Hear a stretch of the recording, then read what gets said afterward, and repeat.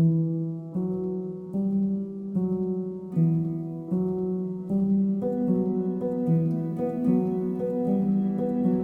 number 5 है the table below shows some values of x and the corresponding values of y where y is equal to 10 upon x square.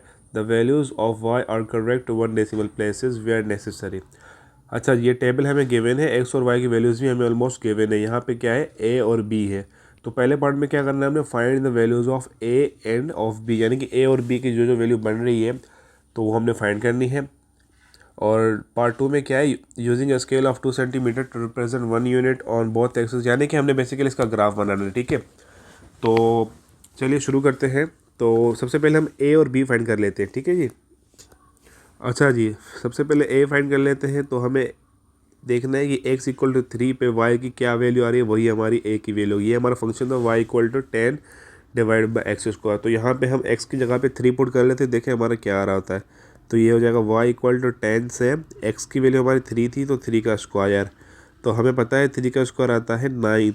अब 10 divide by 9 क्या होगा, 1.1, यानी कि यहाँ से हमें y की वैल्यू क्या मिल गई, 1.1, यानी कि जो हमारा a है यहाँ पे वो a क्या है, a की वैल्यू है हमारी 1.1। अब हम सेम तरीके से b की वैल्यू फाइंड कर लेते हैं। b की वैल्यू हमें फाइंड करनी है 5 पे। तो जब हम फंक्शन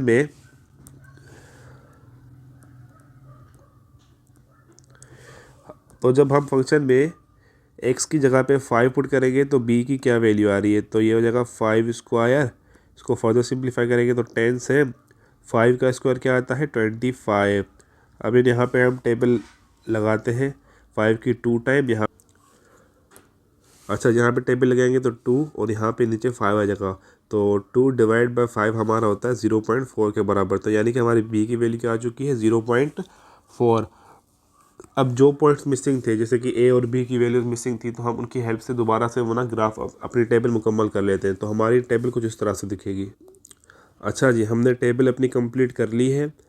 तो आप देख सकते हैं यहाँ पे a की जगह पे हमने 1.1 रखा है और b की जगह पे हमने 0.4, बाकी वैल्यूज़ एज इट इज़ आई है। अब हमने क्या करना है, इन वैल्यूज़ की हेल्प से अपना ग्राफ जो है वो प्लॉट करना है। ठीक है, जो है वो मैंने प्लॉट कर ली है। जब हमारी x की वैल्यू 1 है तो y 10 था, जब हमारा x 2 था तो y था हमारा 2.4, जब 3x की वैल्यू 3 थी तो y था हमारा 1.1, जब x की वैल्यू 4 थी तो y था हमारा 0.6, जब x की वैल्यू 5 थी तो y था हमारा 0.4। तो मैंने इन पॉइंट्स को इस हिसाब से मिला लिया। अब हमने क्या करना है, इनको मिला लेना है, तो हमारा कुछ ना कुछ ग्राफ बन ही जाएगा। तो इनको मिला लेते हैं, तो ये कुछ ऐसे मिलेंगे। अब ये पॉइंट्स कुछ ऐसे मिलेंगे। तो ये है हमारा फाइनल ग्राफ। पहले जब x हमारा 2.8 है तो हमारी y की वैल्यू आ रही है 1.3, यानी कि यहाँ पे आ रही है, यहाँ पे तो क्या आ रहा है 1.3। जब y की वैल्यू है 4.4, यानी कि यहाँ पे, तो x की वैल्यू कुछ यहाँ पे आ रही है, वो आ रही है 1.5 आ रही है। ठीक है जी, आई होप आपको ये क्लियर होगा। अगर आपको फिर थोड़ा सा ग्राफ हमारा टेढ़ा मेढ़ा बना है, इसलिए थोड़ा सा मसला हो सकता है। अगर फिर भी कोई इश्यूज़ हो तो आप डायरेक्टली कैलकुलेटर में फाइंड कर सकते हैं ये वैल्यूज़। ये फंक्शन में गिवन है y equal to 6 radical x, यहाँ से x की वैल्यूज़ है 0 से लेकर 8 तक। तो हमने क्या करना है, बेसिकली इसका ग्राफ बनाना है। और पार्ट ए में हमने y की वैल्यू फाइंड करनी है, पार्ट बी में हमने x की वैल्यू फाइंड करनी है। ठीक है जी, तो चलिए वैल्यूज़ फाइंड करना स्टार्ट करते हैं।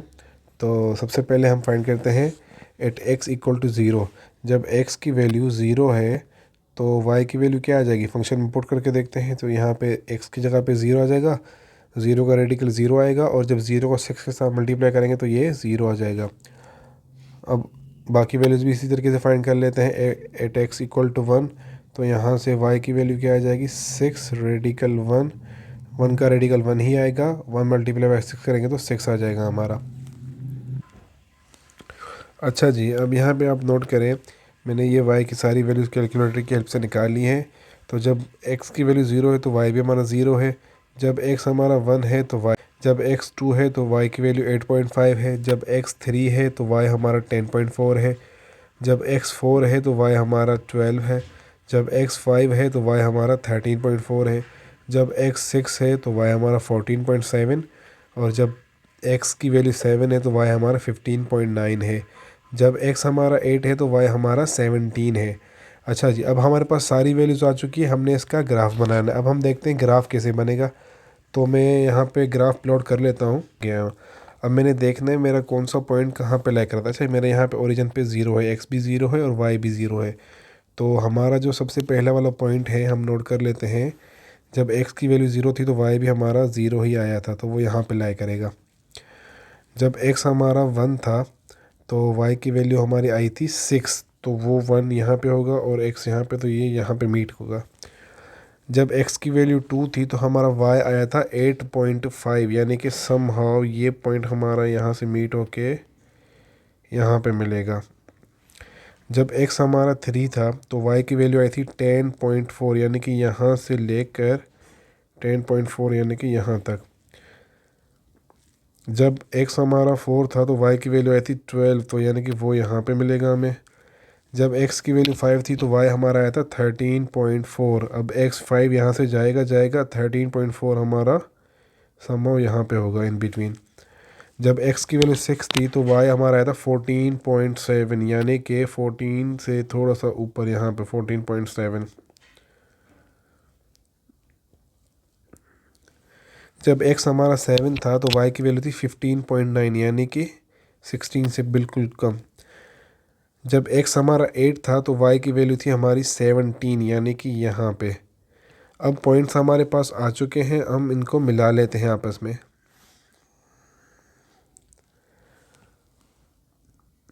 अब इन पॉइंट्स को मिला लेते हैं तो हमारी कोई ना कोई शेप बन जाएगी और वही हमारा फाइनल ग्राफ होगा। ये देखें, मैंने इन पॉइंट्स को रफली मिला लिया है, तो आप नोट कर सकते हैं। अब हमारा जो ग्राफ है वो बन के आ चुका है फाइनली।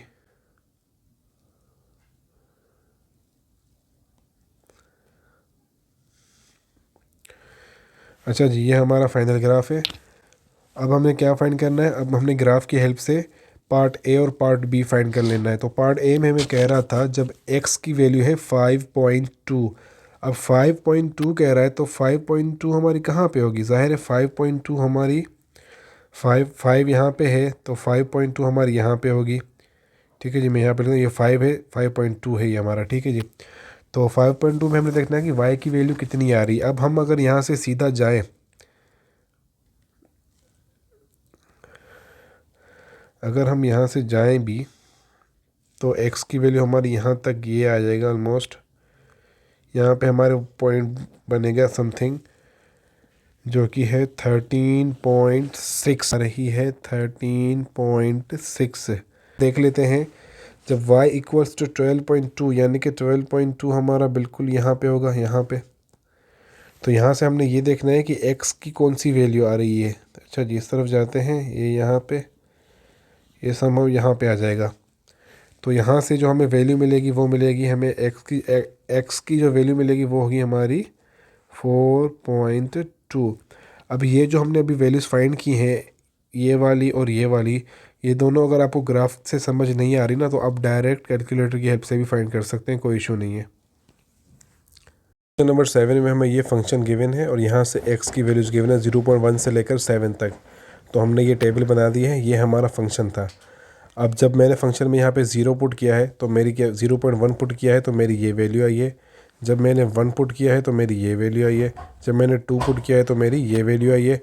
अब इसी तरह मैं 3, 4, 5, 6, 7 ये सारी वैल्यूज़ पुट करूँगा तो मेरी कुछ ना कुछ वैल्यूज़ आएंगी जो कि मैंने यहाँ पे लिख ली है और ये वैल्यूज़ मैंने कैलकुलेटर की ऐप से पहले ही फाइंड कर ली थी। अब हमने क्या करना है, इन दोनों जो हमारी x और y की वैल्यूज़ आई हैं, जो हमारी टेबल बनी है, उसको देख के हमने एक ग्राफ प्लॉट कर लेना है। तो वो ग्राफ मैंने यहाँ पे प्लॉट कर लिया है। वो एक्चुअली वीडियो सही से रिकॉर्ड नहीं हो सकी थी तो इसलिए ये मैं दोबारा रिकॉर्ड कर रहा हूँ। तो यहाँ पे मेरा जब 0.1 था तो मेरा 15.9 नेगेटिव यहाँ पे आ रहा था। जब x1 था तो मेरी y की वैल्यू यहाँ पे आ रही है। जब x2 है तो y की वैल्यू यहाँ पे आ रही है। जब x3 है तो y की वैल्यू यहाँ पे आ रही है। जब x4 है तो y की वैल्यू यहाँ पे आ रही है। जब x5 है तो y यहाँ पे आ रहा है। जब 6 है तो y यहाँ पे आ रहा है और जब 7 है तो y मेरा यहाँ पे आ रहा है। अब मैंने क्या किया, इन सबको मैंने एक लाइन की हेल्प से मिला लिया तो मेरा ये कर्व सा कुछ ग्राफ बन गया। अब ये ग्राफ परफेक्ट नहीं है थोड़ा सा, लेकिन यही पॉइंट्स हैं, अगर आप पेपर पे करेंगे तो आपका सही से परफेक्ट बन जाएगा अगर आप स्केल की हेल्प लेंगे तो। अच्छा जी, फिर मैंने पार्ट ए में और बी में क्या करना था। ए में मैंने वैल्यू फाइंड करनी है, जब एक्स की वैल्यू 6.4 है तो मैंने वाई फाइंड करना है। जो जब एक्स मेरा 6.4 यहाँ पे होगा तो हम देखेंगे तो वाई हमारा क्या आ रहा है यहाँ पे -2 आ रहा है, तो मैंने वो कर लिया। जब y की वैल्यू मेरी -3.2 है, यानी कि -3.2 यानी कि यहाँ पे होगी, तो इसको यहाँ पे देख लेंगे तो हमारी ग्राफ यहाँ पे टच हो रहा है, तो y की वैल्यू हमारी आ रही है, बल्कि x की वैल्यू हमारी यहाँ पे आ रही है 2.4। यही हमारा फाइनल आंसर है। अच्छा जी, क्वेश्चन नंबर 8 में हमें ये क्यूबिक फंक्शन गिवन है, ठीक है जी, और हमें x की रेंज भी गिवन है 0 से लेकर 5 तक। तो मैंने टेबल यहाँ पे बना ली 0 से लेकर 5 तक। Use your graph to find the value. अब हमने यहाँ पे y की वैल्यू फाइंड करनी है। पार्ट 1 में हमें x की वैल्यूज़ गिवन है और पार्ट 2 में x फाइंड करना है, जबकि y की वैल्यूज़ गिवन है। ये भी बिल्कुल पुराने सवालों की तरह ही है। सबसे पहले हम यहाँ पे अपना टेबल कंप्लीट कर लेते हैं। तो जब हमारा x इक्वल टू 0 है तो देखें y की वैल्यू क्या आ रही है। y इक्वल टू यहाँ पे मैं रखूँगा 0 क्यूब -6 0 स्क्वायर प्लस 13 0। तो ये मेरा पूरा 0 आ जाएगा, क्योंकि इसका हो जाएगा 0 का क्यूब भी 0 होता है, 0 का स्क्वायर भी 0 होता है। इसको जब 6 के साथ मल्टीप्लाई करेंगे तो 0 आएगा, और 0 को जब 13 के साथ मल्टीप्लाई करेंगे तो भी 0 ही आएगा। अब आगे देख लेते हैं, जब x इक्वल टू 1 है तो क्या वैल्यूज़ आ रही हैं। अब हम थोड़ा सा डायरेक्ट कर सकते हैं। यहाँ पे देखें y इक्वल टू, फंक्शन में यहाँ पे 1 रखूँगा तो 1 का क्यूब 1 ही आएगा, -6 इंटू 1 का स्क्वायर 1 ही आएगा, प्लस 13 इंटू 1। तो यहाँ से ये यहाँ से मेरी वैल्यू 1 आ जाएगी, माइनस यहाँ से मेरा 6 आ जाएगा। 1 - 6 करूँगा -5 आएगा, -5 को मैं जब 13 में से माइनस करूँगा तो मेरा आ जाएगा 8। अच्छा जी, अब आप देख सकते हैं मैंने कैलकुलेटर की हेल्प से बाकी वैल्यूज़ भी फाइंड कर लिए यहाँ से। तो अब मैंने क्या करना है, मैंने इन पॉइंट्स का ग्राफ बना लेना है। तो हम ग्राफ बना लेते हैं। अच्छा जी, ग्राफ मैंने प्लॉट कर लिया। अब हमने देखना है कि किस पॉइंट पे हमारी क्या वैल्यू आ रही थी। सबसे पहले हमारा तो 0 था, तो 0 पे हमारी जो वैल्यू आ रही थी वो 0 ही थी। तो हम यहाँ पे ओरिजिन पे वो कर रहे थे कि यहाँ पे पहला पॉइंट हमारा ये है। जब x हमारा 1 था तो y की वैल्यू 8 आ रही थी, तो वो समहाउ हमारी यहाँ पे लाई करेगी। जब x हमारा 2 था तो y की वैल्यू हमारी 10 आ रही थी, जो कि समहाउ यहाँ पे लाई करेगी। जब x हमारा 3 था तो y की वैल्यू आ रही थी 12, जो कि समहाउ यहीं पे लाई करेगी। जब x हमारा 4 था तो y की वैल्यू हमारी आ रही थी 20, तो 20 यहाँ पे लाई करेगी। जब x हमारा 5 था तो y की वैल्यू हमारी आ रही थी 40। हम देख सकते हैं 40 हमारा यहाँ पे लाई करेगा। इन सब पॉइंट्स को हम मिला लेते हैं आपस में, तो हमारा ग्राफ कुछ यूँ बनेगा। ये हमारा ग्राफ है, फाइनल ग्राफ। अब हमने क्या करना है, अब हम पार्ट 1 और पार्ट 2 कर लेते हैं। पार्ट 1 में हमने क्या करना था, मैं थोड़ा सा लिख लेता हूँ नेक्स्ट पेज पे ताकि आपको समझने में आसानी हो। यहाँ पे लिख लिया है। अब पार्ट 1 में मैंने क्या फाइंड करना है, जब x मेरा 1.5 है तो मुझे देखना है कि मेरी y की वैल्यू क्या आ रही है। अब 1.5 समहाउ मेरा यहाँ पे होगा। अब देखिए ये यहाँ से अगर मैं ऊपर जाऊँगा तो मेरा यहाँ पे टच हो रहा है, और ये मेरा बन रहा है ऑलमोस्ट 9.5। तो मैं यहाँ पे लिख लेता हूँ ये क्या बन रहा है मेरा 9.5। जब x मेरा 3.5 है यानी कि यहाँ पे है, तो मेरा y क्या बन रहा है, y मेरा बनेगा, यहाँ से मैं देख लेता हूँ तो y मेरा बनेगा 15। क्या बनेगा 15। जब x हमारा 4.45 है यानी कि वो यहाँ पे लाई कर रहा है। अब हमने ये देखना है कि यहाँ पे ग्राफ की कितनी वैल्यू आ रही है। तो यहाँ से हम ऊपर जाएंगे तो हमारी समा वैल्यू यहाँ पे आएगी, जो बन रही है हमारी 27। तो वहाँ y की वैल्यू यहाँ से बन रही है 27। अब पार्ट 2 में आ जाते हैं। पार्ट 2 में क्या करना है, अब y की वैल्यूज़ गिवन है, x फाइंड करना है। जब y की वैल्यू हमारी 7 है, 7 यानी कि यहाँ पर है, तो हमने देखना है कि हमारी x की क्या वैल्यू आ रही है। तो यहाँ से हम देख लेते हैं, यहाँ से यहाँ पे ये मीट हो रहा है। तो यहाँ पे समहाउ हमारी जो x की वैल्यू आएगी वो आ रही है 0.8। जब y हमारा 15 है तो x की वैल्यू क्या आ रही है, हमने पहले भी ये किया हुआ है, तो यहाँ पे ये आ रही थी 3.5। देखें ये और ये बिल्कुल सेम है। अच्छा जी, आगे बढ़ते हैं। तो जब y की वैल्यू हमारी 22 है, 22 यानी कि यहाँ पर है, तो हमारी x की क्या वैल्यू आ रही, तो हम यहाँ से देखेंगे तो x की वैल्यू यहाँ पे आ रही है। तो ये बन रहा है कुछ हमारा 4.15। सही है जी, बस यहीं तक था। आई होप आपको समझ आएगा। Thank you so much. अल्लाह हाफिज़।